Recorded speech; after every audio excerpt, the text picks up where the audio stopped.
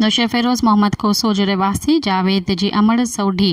ऐं संदसि भेण परवीन खोसो नेशनल प्रेस क्लब पहुची प्रेस कॉन्फ्रेंस कंदे ॿुधायो त छोकिरो जावेद मोहम्मद अहमद खोसे ॻोठ वेठल आया सोढी नालो आहे दवा करण विया नवाब शाह उतां भेण खे वठी वियो पंहिंजी खे उतां मोटियो आहे छोकिरे खे देरि थी वई आहे पोइ आयो आहे दौड़ पंहिंजे माइटनि जे घर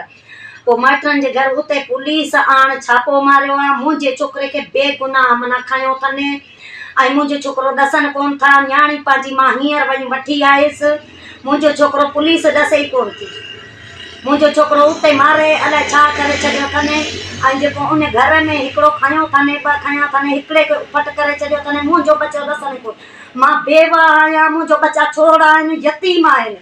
ऐं अदल इंसाफ़ करे IG करे DIG करे SP करे मुंहिंजो बचा ज़ाहिर करनि मां यतीम मुंहिंजा बचा आहिनि मां चोरासी न आहिनि मां बेवा रनज़ाल आहियां मुंहिंजे खे बेॾो हो खयो अथनि महिमान थी विया आहिनि अवर टाइम थी वियो आहे घर पहुची न सघिया आहिनि माइटनि ॾे विया आहिनि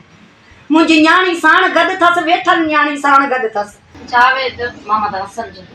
हसन जो पुटु असांखे देरि थी वई असां वियासीं पिछे पुलिस राति ते छापो हणियो मूंखे मारियनि मुंहिंजे भाउ खे बेगुनाह खयनि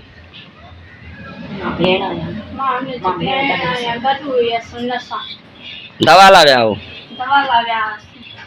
थी वई पोइ असां वरी पंहिंजे मटण वियासीं असांखे इहा ख़बर न हुई हिननि वटि छापो लॻो पियो छा आहे छा